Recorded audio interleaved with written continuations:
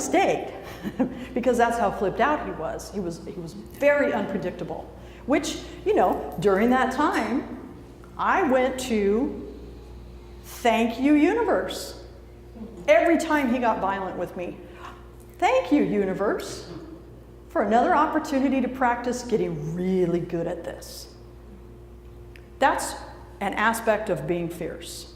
Thank you, universe, for giving me another opportunity.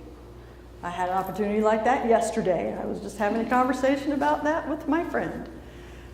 Thank you, universe, for this great opportunity to practice getting really good at this. And I did get really good at it. So at the end of that 9 months, I have to leave town because I know he is going to murder me if I stay. And so I climbed on a Greyhound bus. June 26th of 2000. I climbed on a Greyhound bus, headed for Phoenix, Arizona. I had a backpack and a duffel bag and $80 in my pocket. I knew I didn't have a job here. I had no job prospects. I did not know a soul in Arizona. I was homeless when I got here. It was amazing. I would do it again in a heartbeat. I would do that again in a heartbeat. It was hard, and it was scary, and it was awful in some ways, but by the time I came to the point of knowing I had to leave, I also knew that I could trust myself to be a person who could handle it in a healthy way. That's how far I came in 10 months. I knew that I could trust myself to handle whatever came at me in the healthiest way I could find. It was awesome. So there I was.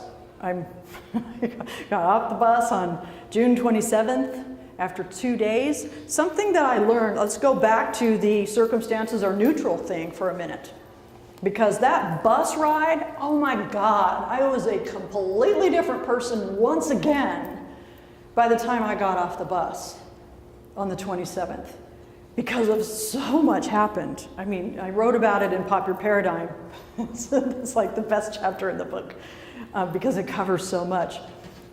During those 2 days on the bus, I made some decisions for myself.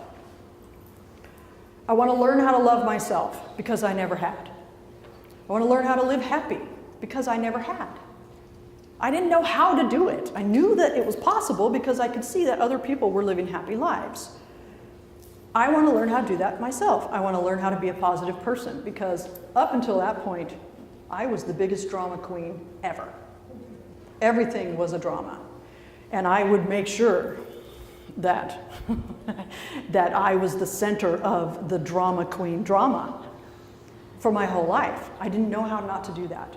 So I'm on the bus, I'm making these decisions for myself because I knew that I was going to land in something unpredictable. I had no idea what was going to happen. And I knew also that it was 60 degrees in Portland on June 26th. It was 60 degrees when I climbed up the steps of the bus. It was 110. See, that's a 50-degree difference. It was 110 here when I got off the bus. Oh my God, if I had known. I don't know. But something that happened during that bus ride. We're on I-5, coming down I-5 in Oregon, headed for the California border. And I'm watching the green go away. I grew up in the Pacific Northwest. I love the Pacific Northwest. I knew I was headed to someplace very brown. And I was sad. And I was angry about being, a total victim, crying, oh my God, this is so awful. Why does my life have to be this way? You know, if Facebook had been around then, I would have been saying FML, FML, FML, FML, FML. But no, because actually I was saying that out loud. And I was crying, and it was very upsetting to be leaving the green behind me because I was watching out the window. The green was going away, and the brown was appearing, and I was bawling. Meanwhile, there was a young lady sitting in the seat next to me. She was looking out the window, and she was bouncing up and down in her seat. Oh my God, I can't wait to get away from all this green. Exactly, I wanted to strangle her. Are you nuts? Do you not understand what's going on here? You know, she knew I was upset. I was crying. She knew I was really upset, but she was like, I can't wait to get away from all this green. I'm so happy, because she grew up in LA where it's brown. She had been in Seattle for 2 weeks, which is even more green than Portland. And she was overloaded with green. Rick knows about that. When he goes to Oregon, he gets overwhelmed by, it's too green, it's too close. You drive, I don't want to drive. So there we were. I was looking out the window, and I was crying about what I was seeing. She was looking out the same window at the same thing. And she was bouncing up and down in her seat with excitement about what she was seeing. One of the biggest ahas of my life was recognizing that. We are both looking at exactly the same thing. What I'm seeing is making me feel really upset. And what she's seeing the same thing, but what's happening in her is very different from what's happening in me. Circumstances are neutral. The scene outside that window didn't give a rat's ass what I thought about it or how I felt about it. It just was. And that was one of the most powerful things I've ever learned in my life. Anybody who's ever had a conversation with me knows that. Because I say it to people all the time, it's just a circumstance. It's just a circumstance. You get to decide how you experience it. How do you do that? You change, when you change the way you look at things, the things you look at change. No matter what it is you're looking at. Who in here has something in your life that you're struggling with?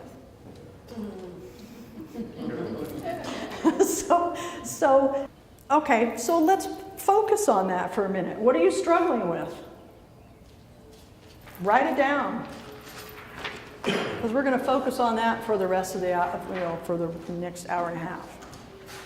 What are you struggling with? Big or small, doesn't matter. If you would like it to change, if you're willing to get fierce and firm with yourself, that's your choice. You don't have to. But if you don't, it's never going to change. The question, a really powerful question that I ask in the midst of whatever's going on that I'm having a hard time with, who am I being? I'm learning to start by changing my perception of myself in the midst of whatever I'm dealing with. Who am I being? Where am I being a victim of this? And that's where I start with the work. Oh, look what I'm doing. Well, I guess I probably want to stop doing that. Who am I being while I'm dealing with this thing that feels really bad to me? Who am I being? And that's where the work begins. And once you start doing it, it does get easier. I'll tell you that. It does get easier. The hardest part about it is recognizing that you're doing it. That is absolutely the hardest part about it, is recognizing that you're doing it. So this material that I'm sharing today is not about changing anything out there, because you can't. It's not possible to change anything out there. You cannot change your conditions. You can only ever control you can't control conditions. You can only control your response to the conditions. That's where your power is. So, well, look at that. There's power. I'm going to say it again, I love acronyms. Acronyms are fun for me. This acronym is very powerful. You think? So get ready to write this down. Personal. Personal ownership ownership wins extraordinary results. Personal ownership wins extraordinary results. When I was still in that relationship in Portland, that was one of the things I did. I owned my experience of what was going on. I couldn't own what he was doing. So it's not like I took the blame. Oh, it's all my fault. No. Owning your own shit is usually how I say it. If you're not willing to own your own shit, then you're powerless to change any of it. So at that time in that relationship, I owned who I was being in the dynamic. Okay, this happens to be happening right now. I mean, look in this room. Okay, there are, how many people are here? There's 25 people, 30 people here, which means what? There are at least 30 different experiences of this room happening right now. And every single one of us has the power to change our experience of this room if we should choose to do so. So then I'm dealing with him, and he's violent and angry and unpredictable. I never know what he's going to do. I catch myself all the time futurizing, and just being prepared, because I have to be prepared, because sooner or later he's going to punch me, and I know it, so I'm on guard at all times.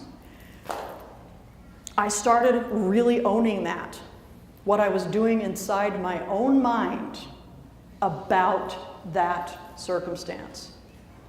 Personal ownership wins extraordinary results.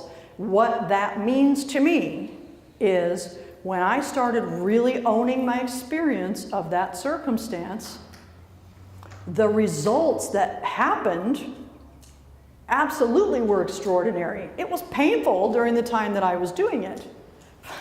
But my experience when I got to Phoenix, oh my God, I got off the bus on June 27th, 21 days later. Okay, so when I got here, I had a backpack and a duffel bag and $80 in my pocket. I did not have a job. I had no job prospects. I didn't know a soul in Arizona. The Greyhound station was my home for a little while. Not for very long, I'm grateful to say. For a little while, I lived at the bus station. 21 days later, July 13th, 21 days later, I had the best job I'd ever had in my life, making more money than I'd ever made in my life. I had a place to stay. I had money in my pockets, and I had already met Rick. And remember those promises that I made to myself on the bus? I want to learn how to love myself. I want to learn how to live happy. I want to learn how to be a positive person. This man is the best example I know of all three of those things. And he was my teacher. I was practicing during that time. I was practicing, how I did it was I would ask the question, if I knew how to live as a happy person, how would I be doing this? Because, living in the street, people try to buy you, people try to sell you. It's uncomfortable, to say the least. But if I knew how to live as a person who is not afraid, and who is happy, and who is positive, and knows how to love herself, how would I be doing this?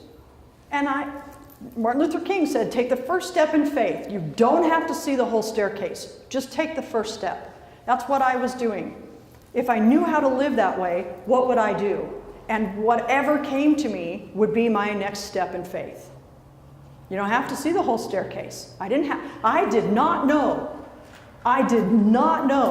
during that time that just 21 days later, I would be in a better life than I had ever lived before. I couldn't have known that while I was doing it.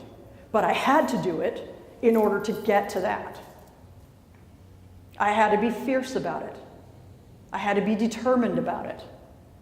And it was spectacular. It was absolutely spectacular, and I would do it again in a heartbeat.